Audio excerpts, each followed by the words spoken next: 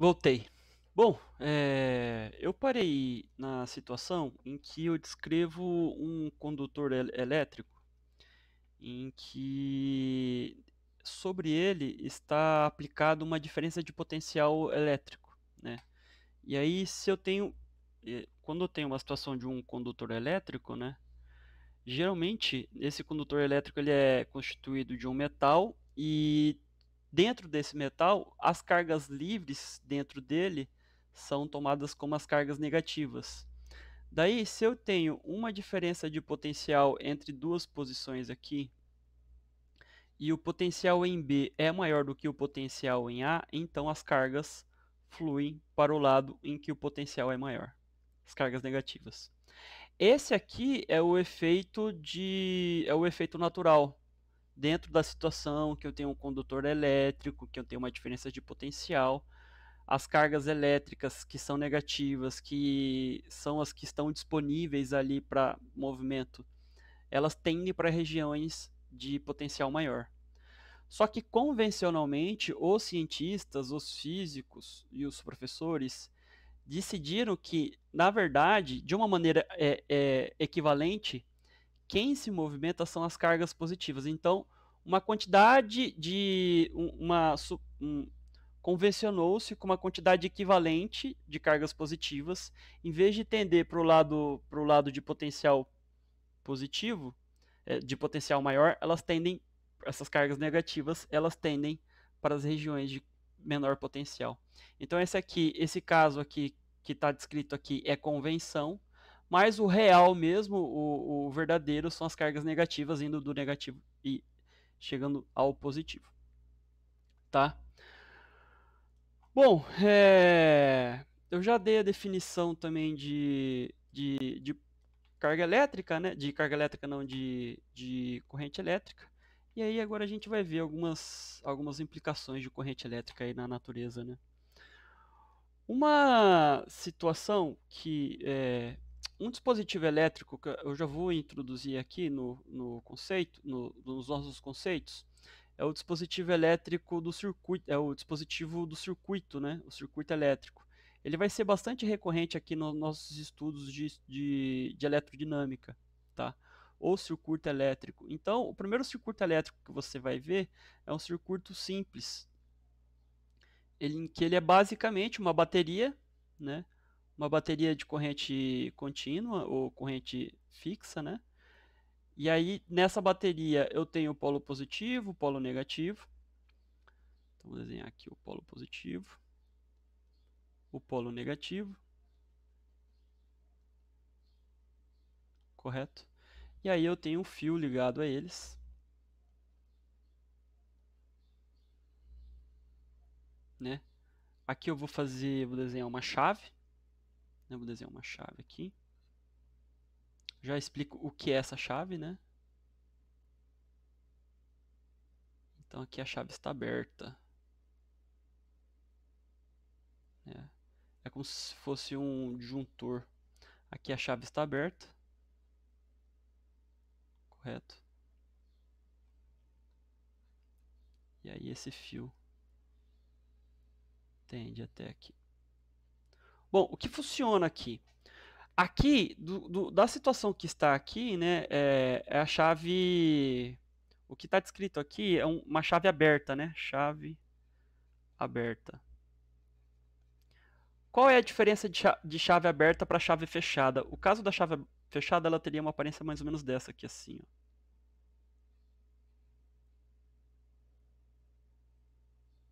Isso aqui seria uma chave fechada,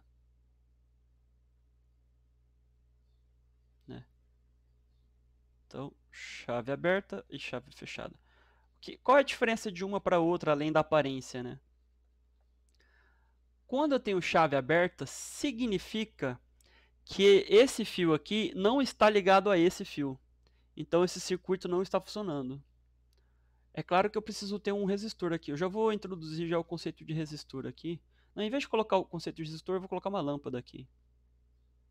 E aí digamos que eu tenho uma lâmpada aqui, que é um resistor e eu vou falar sobre isso. Né? Beleza. Então se eu fecho a chave, aqui a chave está aberta, né? bateria está funcionando, ok. Se a chave está aberta, significa que esse fio não toca esse fio.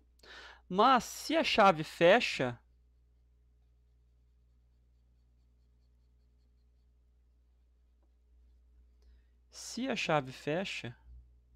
fica com uma aparência parecida com essa aqui, né? Então, chave fechada. Então, esse fio da esquerda toca o fio da direita. E aí, por esse motivo, vai passar por esse fio, vai passar as cargas que nós convencionamos, que é as cargas positivas, né? As cargas positivas, elas vão atravessar o fio indo em direção ao polo de maior potencial. É isso? Não, é o contrário. Eu sempre confundo convenção. Deixa eu ver aqui. É o contrário. Eles vão tender para então, o potencial do polo negativo é menor do que o potencial do polo positivo. Então, as cargas positivas, elas tendem, né, para o potencial elétrico maior. Correto? E aí, quando a chave é fechada, é claro que aqui fica ligado, né? A luz aqui se acende. Se eu abro a chave, né? Se eu tenho uma chave aberta, não tenho passagem de corrente elétrica, né? Então, não tenho passagem de corrente elétrica e a lâmpada não fica acesa, ela fica desligada, né? Então, chave fechada, passagem de corrente elétrica, né? Que é medido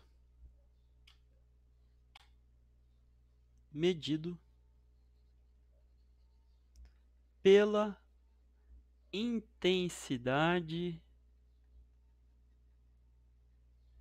de corrente elétrica. Correto? Então esse aqui é o primeiro circuito que a gente já está aprendendo, né? O próximo capítulo a gente vai falar sobre resistores. Então a lâmpada que atua aqui é um tipo de resistor. Então já vou adiantando o conceito aqui. Resistor basicamente é um dispositivo elétrico que ele é um fator que dificulta, né? Ele é um dispositivo que dificulta a passagem de corrente elétrica. E essa dificuldade de passar corrente elétrica, o efeito disso é geralmente ou é irradiar calor, o efeito disso, né, radiação de calor, ou o efeito disso é radiação de luz, tá? Luz visível, luz da cor visível.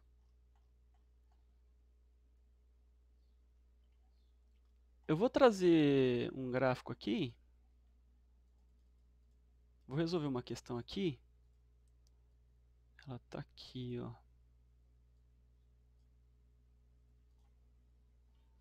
Deixa eu dividir aqui pela metade.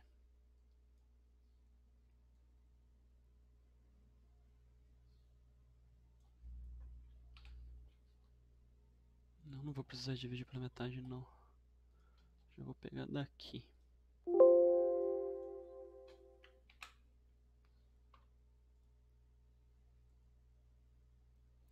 Esse aqui é um exercício do livro lá de Física 3, que a gente está estudando, que eu uso, né, para poder estudar.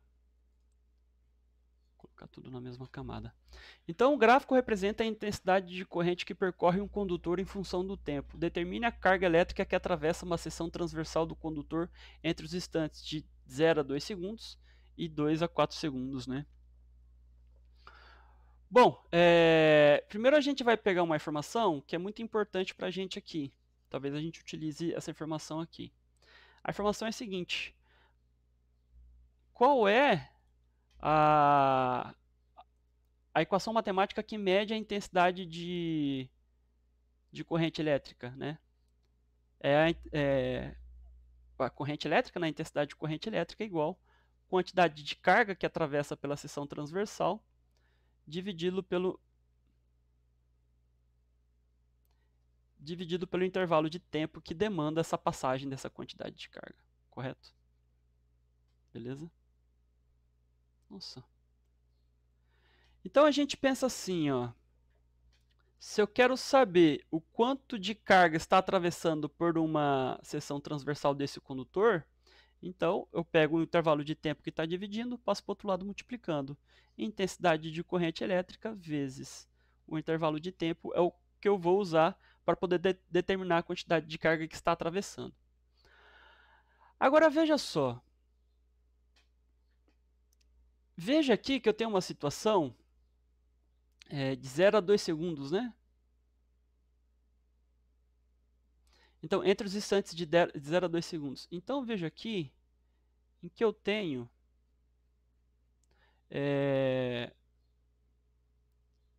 uma figura que é um tipo de retângulo, né? Um pequeno retângulo aqui, né? E esse retângulo, ele tem altura igual a 3 para I e comprimento igual a 2 segundos. Vou colocar intervalo de t aqui que fica mais fácil, né? Igual a 2 segundos. Ora, se eu pegar então o produto de 3 ampere com 2 segundos, eu tenho. Então já vou colocar um delta, um QI aqui, né? 3 vezes 2, eu tenho o quanto de carga, a intensidade de carga que atravessa a seção transversal por durante 2 segundos, que é 6 ampere, ou 6 coulombs, né? E aqui é importante dizer o seguinte, não significa que passam pela seção transversal a quantidade de 6 cargas elétricas. Na verdade, passa uma quantidade de cargas elétricas que, somadas todas elas, né, que se eu somar a intensidade de carga de cada uma dessa carga elétrica, somadas todas elas, resulta em 6 coulombs, né? Então, por exemplo, a intensidade total de carga elétrica, né, é a carga 1 mais a carga 2 mais a carga 3 até a carga N finalzinho, né, que dá 6 coulombs. E aí cada carga dessa tem um valor pequenininho. Geralmente, vocês viram lá que geralmente sei lá, 7 microcoulombs, 70 microcoulombs, sempre em torno desse valor. Aqui no item A, esse aqui é o item A, né? Aqui no item B, eu tenho variação de intensidade de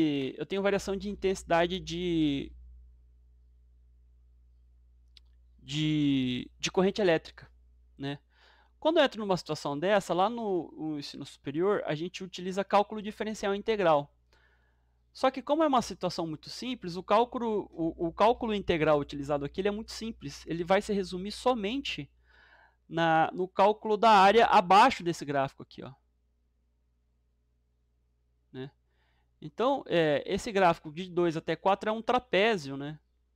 É fácil calcular a área de um trapézio. Eu, particularmente, não lembro qual é a fórmula para se calcular a área de um trapézio, mas se você quiser utilizar essa fórmula, pode utilizar. Eu utilizo uma fórmula, um jeito, que ele é um pouco mais comprido, mas ele não é muito mais do que só o do trapézio. Do que usar a fórmula do trapézio. Por que ele não é muito maior? Porque eu sei que aqui eu tenho uma divisão de um retângulo com um triângulo retângulo, né? Se eu encontrar a área desse triângulo retângulo e somar com a área desse retângulo de baixo, eu tenho a área que eu preciso, né? A área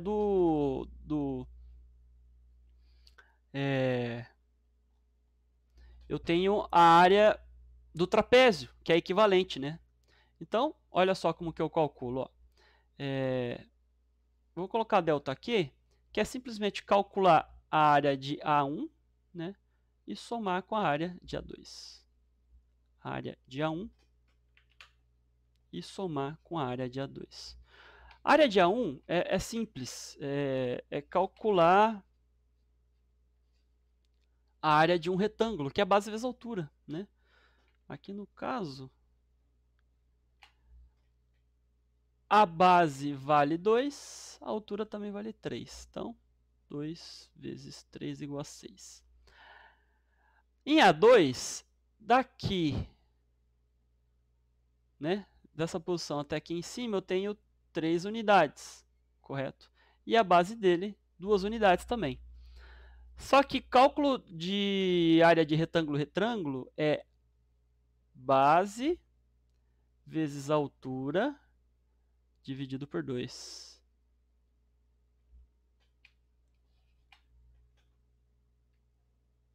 Correto? Então esses dois aqui dá 6, esse corta com esse, mais 3.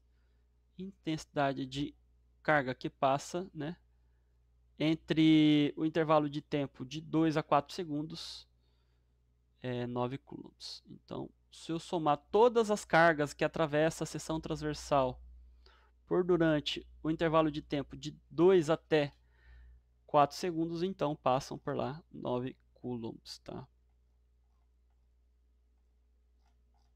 Deixa eu ver algumas anotações aqui que eu coloquei.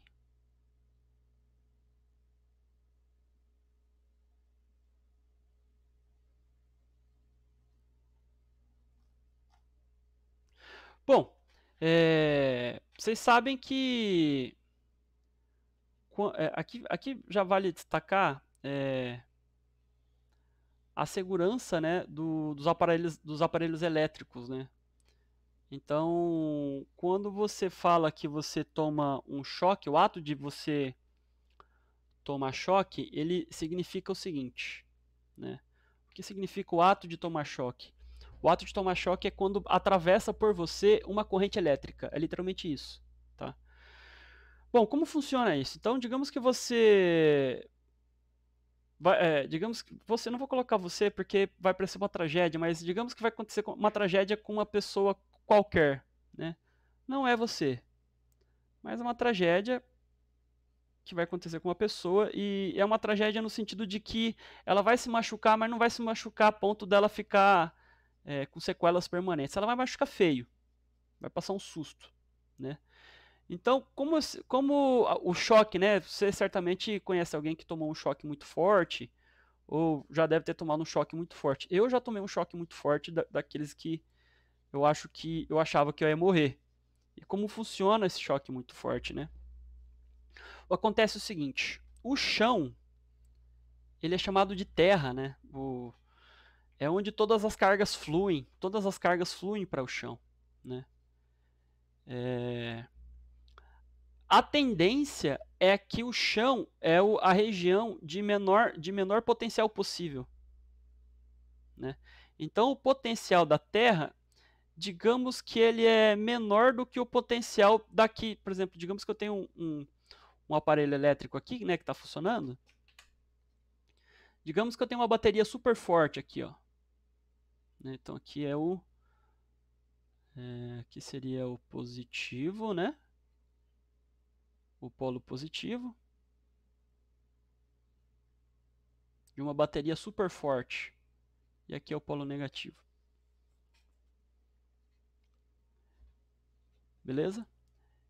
E aí, digamos que essa pessoa, ela vai tocar no polo positivo da bateria. No polo positivo da bateria. E ela tá descalça além disso, né?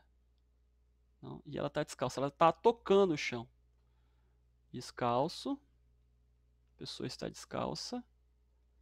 E tocando o chão. Beleza?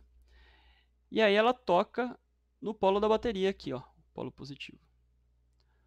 Quando ela toca no polo da bateria, haverá uma diferença de potencial entre a mão da pessoa, que vale V+, e o chão, que vale VT.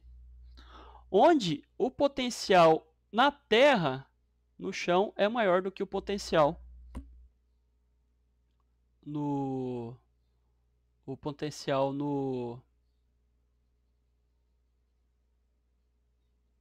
na bateria.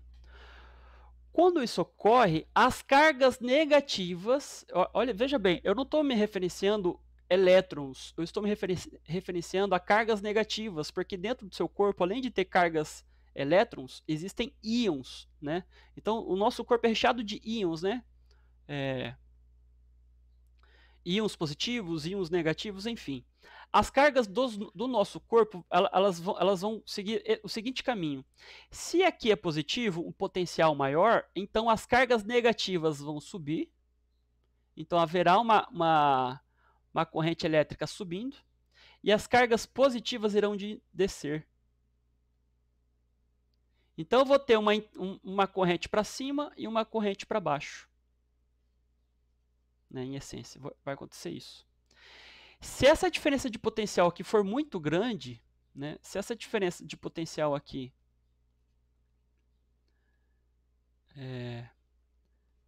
se for muito grande, se for muito grande, a tendência é passar. Tem também a questão eu vou entrar em detalhes sobre isso também, né, da resistência, né? Envolve também a resistência do corpo aí. Se a resistência for fraquinha, né, se a resistência do corpo for fraquinha, a intensidade de carga, a intensidade de corrente elétrica vai ser intensa também. Mas eu não vou encarar, não vou falar, por enquanto eu não vou falar da resistência do corpo, tá? Mas se é porque a resistência do corpo influi nisso, né? Se a resistência, se a diferença de potencial for muito grande e a resistência do corpo for muito pequena, que é a tendência, né? A tendência é passar corrente elétrica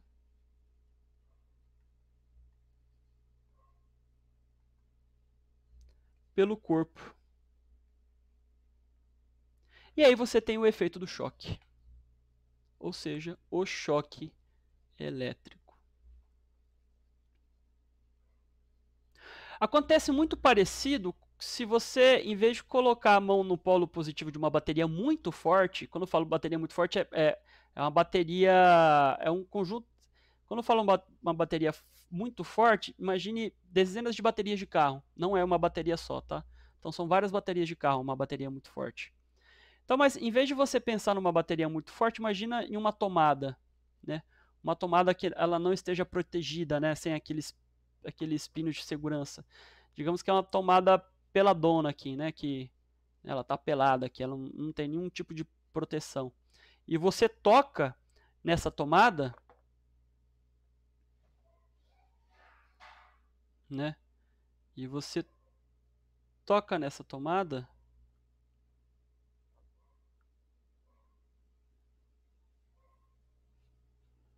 e aí você tá tocando o chão, né? Então você é o Mickey Mouse, né? Você está lá na Disney, né? E você toca na tomada e ao mesmo tempo você tá tocando o chão, né? Vou fazer um desenho aqui mais ou menos.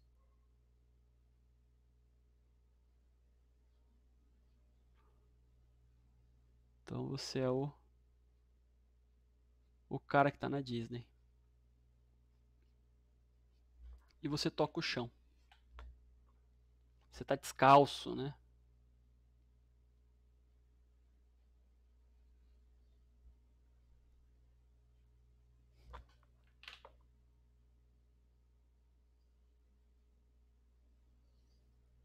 Então você está descalço.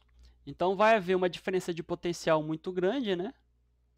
Em relação ao chão. Então aqui eu vou colocar potencial. O potencial fica alternando, mas de qualquer maneira não tem problema. Eu vou colocar aqui potencial positivo e aqui o potencial da Terra. Né? Então ele está tocando. Então tem uma diferença de potencial muito grande aqui. E aí você vai tomar um choque. Digamos que essa diferença de potencial seja, sei lá, de 220 volts. Se você tiver uma resistência baixa, né? Se o seu corpo, geralmente a tendência é essa, né? A tendência do corpo é ter resistência baixa para passagem de corrente elétrica. E aí, nesse caso, você toma o choque. Quando você não toma o choque? Quando você calça, né? Quando você fica calçado. Então, se você colocar um coturnão aqui, ó, então você vai ficar protegido. Se você colocar um coturnão aqui, ó, você fica protegidíssimo. E aí, por que é um coturno? Porque coturno, ele não é um bom condutor de eletricidade. Se ele não é um bom condutor de eletricidade, significa que ele tem uma resistência alta para a passagem de eletricidade. Né? Ele tem uma resistência alta.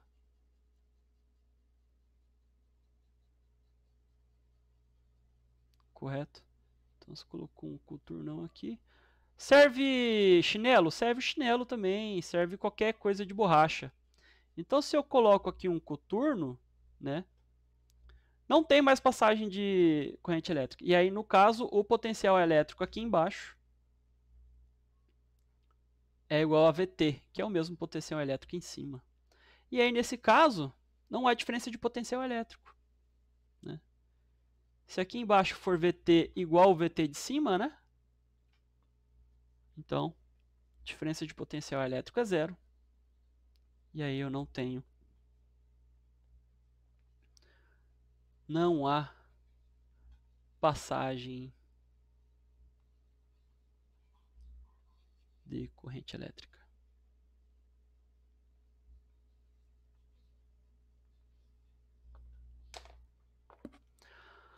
Bom, qual é a situação? Qual a intensidade de corrente elétrica que é grave o suficiente para te causar dor e até morte e graves sequelas? Ela varia de 10 mA, né, até 3 A. Então, se você está sendo atravessado por uma corrente elétrica de 3 A, provavelmente você está morto. Então, aqui é morte, tá? Então, é morte aqui. E aqui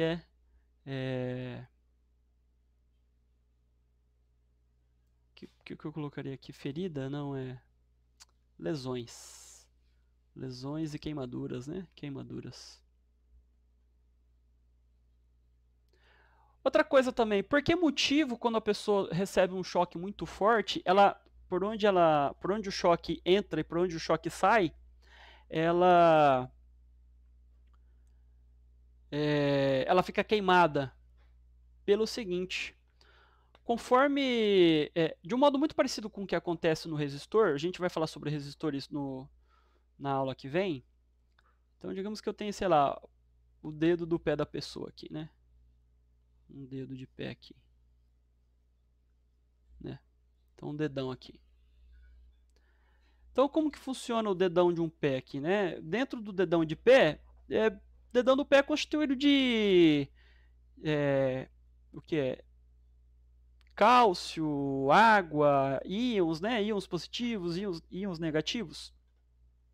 E aí, quando eu tenho uma diferença de potencial muito grande, então digamos que aqui uma diferença de potencial positiva e aqui uma diferença de potencial da Terra, né?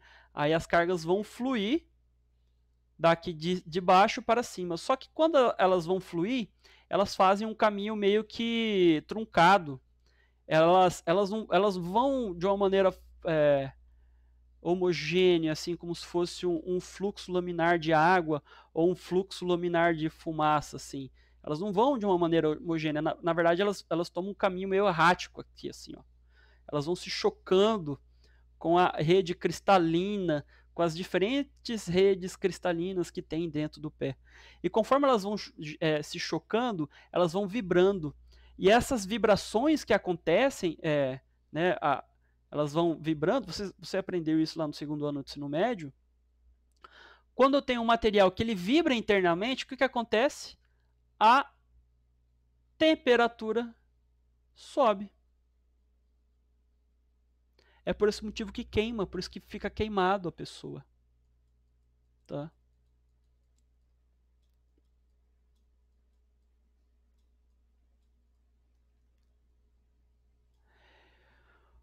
Outra coisa também, existe... eu já falei sobre um circuito elétrico. Eu vou falar... Eu já falei sobre circuito elétrico. Eu vou falar um pouquinho mais sobre circuito elétrico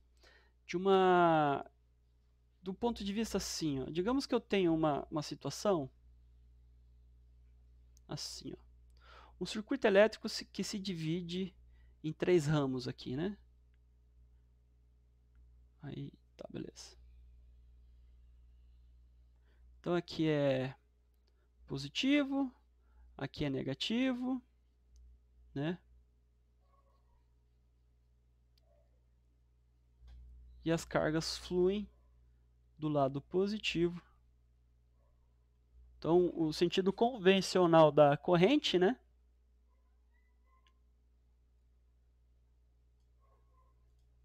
O sentido convencional da corrente é ir para o potencial maior, que são as cargas positivas, né? Sentido convencional, deixa só.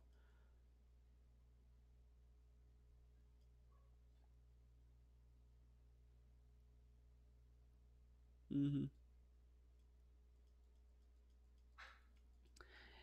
E aí, digamos que aqui eu vou chamar de... Aqui eu vou chamar então de carga I. Então eu tenho o nó 1 aqui e o nó 2 aqui. Quando essa corrente chega nesse nó 1, ela vai se subdividir. Aqui ela vai virar corrente que eu vou rotular por corrente 1, e aqui ela vai rotular por corrente que eu vou chamar de corrente 2. Se eu somar essa corrente 1 com essa corrente 2, ela não pode dar um valor diferente da corrente original I.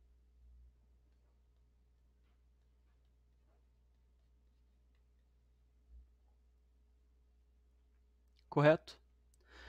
Quando essa corrente 1 chega no nó 2, vai dividir para baixo uma corrente que eu vou rotular por corrente 3, e por cima vai passar uma outra quantidade de corrente que eu vou chamar que eu vou rotular por corrente 4. Nesse caso, a corrente 1, a soma de corrente 3 com a corrente 4 não pode ser diferente do que o valor da corrente 1. E assim sucessivamente. Tá? Isso aqui é basicamente conservação de energia, né? Corrente elétrica nada mais é do que passagem de cargas elétricas dotadas de energia, dotadas de massa. Então, não poderia ser diferente. Quando, digamos que a soma de I1 com I2 aqui seja menor que I. Então, evaporou um pedaço de carga elétrica aqui no nó? Não, não evaporou. Esse tipo de coisa não pode acontecer. Tá? Esse tipo de coisa não acontece. Bom, uma coisa que acontece, que vai acontecer com muita frequência, é que quando você liga um circuito elétrico, esse circuito elétrico vai haver passagem de cargas, né? Então eu tenho aqui o polo positivo, vou fazer um circuito bem simples aqui mesmo. Então eu tenho, chamar aqui polo A,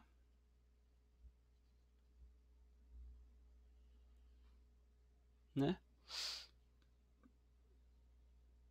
Aqui eu tenho uma máquina qualquer,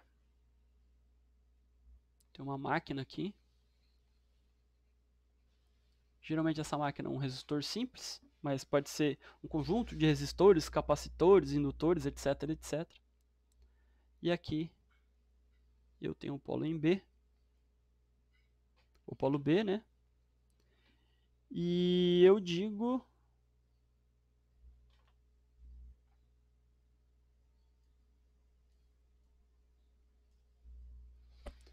que o polo eu digo que há uma diferença de potencial aqui, em que essa diferença de potencial é dada pelo potencial em B menos o potencial em A. E aqui, esse é o sentido convencional da corrente elétrica, né? A corrente elétrica, vou colocar aqui dentro, vai atravessar o circuito, o fio condutor aqui, né? Vai atravessar a máquina, vai atravessar a máquina e depois que atravessar a máquina, vai passar por aqui uma corrente que eu vou chamar de corrente I', que é menor que corrente I. Por que motivo? Porque quando essa corrente passa pela máquina, ela irradia energia de alguma forma. Essa energia, ela é irradiada na forma de trabalho realizado pela máquina. Como a gente calcula... Então, a carga elétrica, ela sofreu trabalho devido à diferença de potencial elétrico. Correto?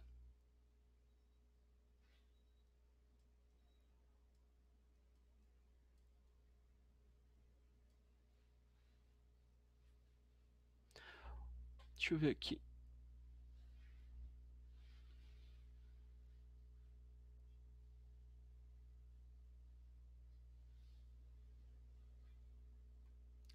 A gente aprendeu que quando eu tenho o trabalho para levar uma carga da posição A até a posição B, eu faço o seguinte. Eu pego a intensidade de carga, que no caso, lá no comecinho a gente aprendeu como Qzinho, ou Qzão. Aqui a gente colocou como ΔQ. E multiplica isso pela diferença de potencial. Se eu tenho que a diferença de potencial é dada por V...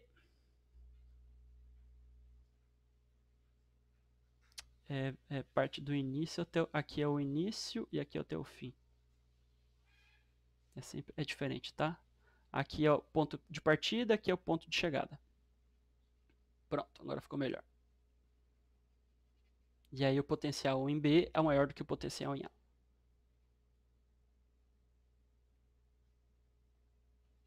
Pronto.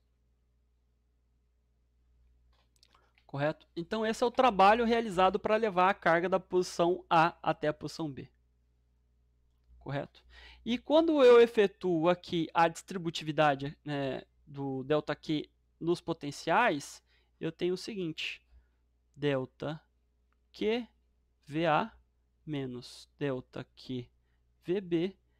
Cada uma dessas parcelas a gente já deu o nome. Cada uma dessas parcelas a gente já deu o nome. O que é? São as parcelas de energia potencial elétrica, né? Parcelas da energia potencial elétrica. Então, quando a carga estava na posição A, ela tinha uma determinada energia potencial. Quando ela passa pela máquina e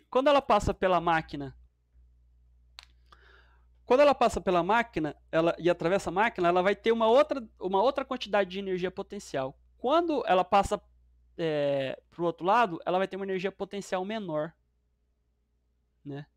Então, trabalho para levar a carga de A até B é igual a energia potencial da posição A menos energia potencial na posição B. O livro coloca o A e o B aqui embaixo, mas eu prefiro colocar em cima, né? Onde energia potencial na posição A é dada por ΔQ potencial em A e energia potencial em B é dada por ΔQ potencial em B. Beleza?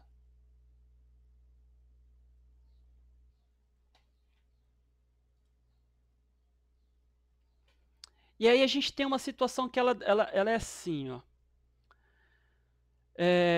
Tem dois casos aqui. Ou pode acontecer da energia potencial em A ser maior que a energia potencial em B, ou o contrário. Eu vou explicar cada um dos casos. No primeiro caso,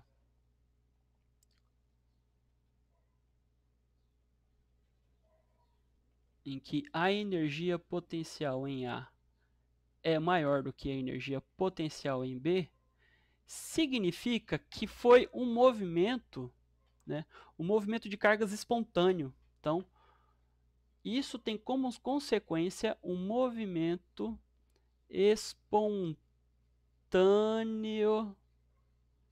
de cargas. Lembra que eu falei para vocês que independentemente da carga ser positiva ou negativa, ela sempre flui para regiões em que a energia potencial diminui, né? Beleza, então vamos lá. Do ponto de vista do potencial elétrico, a gente pensa assim: carga positiva tende para regiões em que o potencial elétrico diminui. Cargas negativas tendem para regiões cujo potencial elétrico aumenta. Agora vamos pensar do ponto de vista da energia potencial elétrica. Em ambas as situações, tanto a carga positiva quanto a carga negativa, ambas as situações, cargas elétricas tendem para regiões cuja a energia potencial elétrica diminui.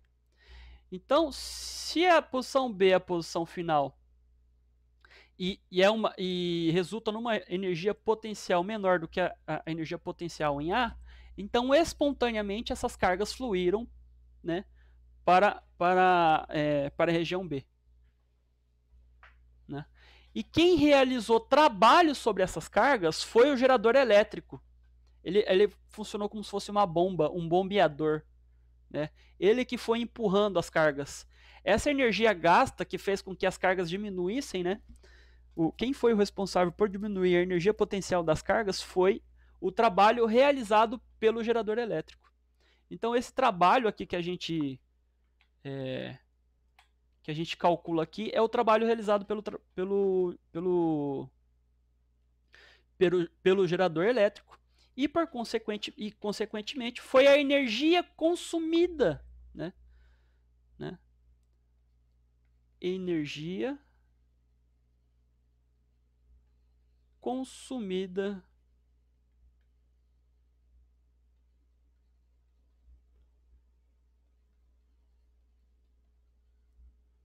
pelo gerador elétrico para diminuir a energia potencial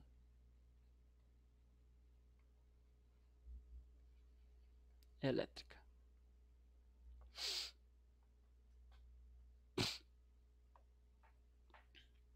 Aqui a gente tem o seguinte: a gente vai resgatar lá do primeiro ano do ensino médio o conceito de potência. Potência, em essência, ele é energia consumida dividido pelo intervalo de tempo. Se essa energia consumida aqui que a gente está trabalhando é o trabalho realizado,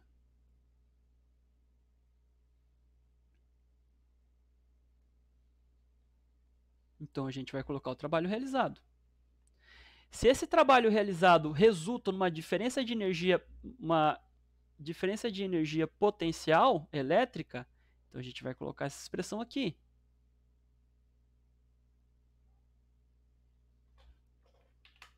Ele colocou delta aquizinho, né? Mas a gente já definiu que a razão de passagem de carga dividido pelo intervalo de tempo é exatamente a intensidade da corrente elétrica.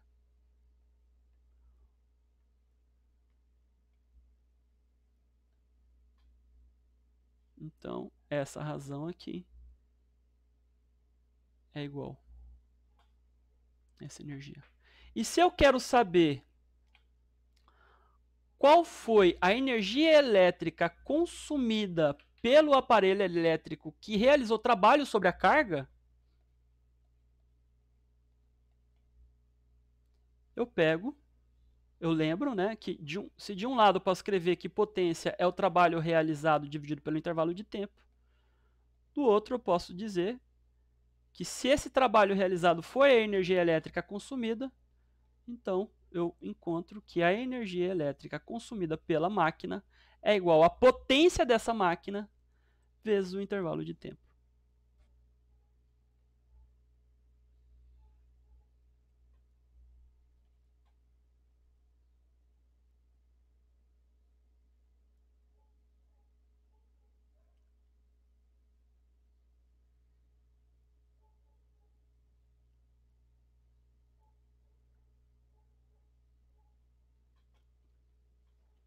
Agora, digamos que eu tenho a situação,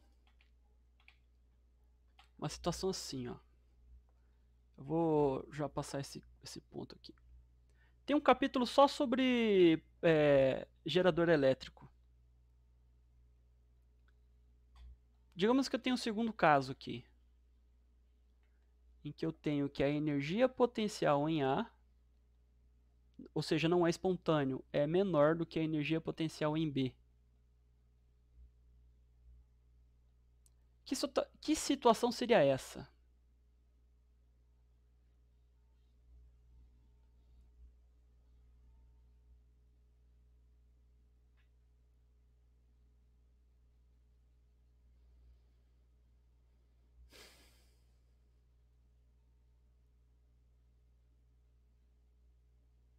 Positivo aqui, negativo aqui.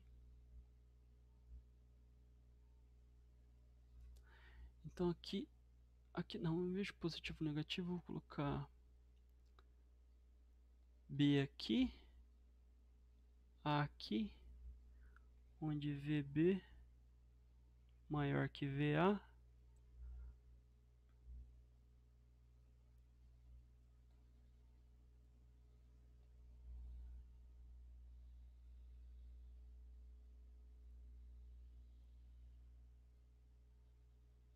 Né?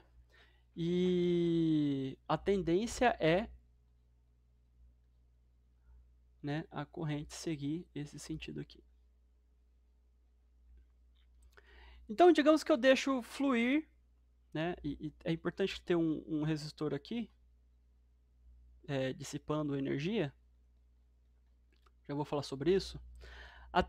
Digamos que eu deixo ligado esse gerador, essa bateria, e as cargas vão fluir de uma maneira espontânea da posição A até a posição B.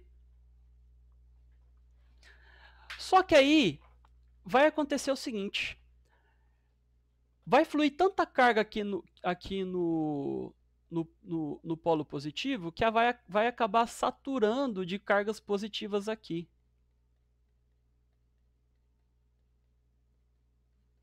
Em que o potencial dessas cargas positivas são maiores do que o potencial aqui no ponto A. E alguma coisa aqui dentro da bateria faz com que essas cargas pulem daqui do polo positivo e vão para o polo negativo, onde o potencial em A é menor do que o potencial em B. E, consequentemente, deixa eu ver. Deixa eu ver.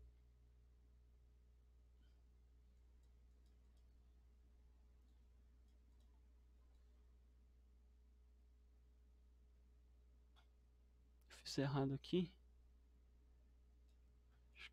Será que eu escrevi certo aqui em cima?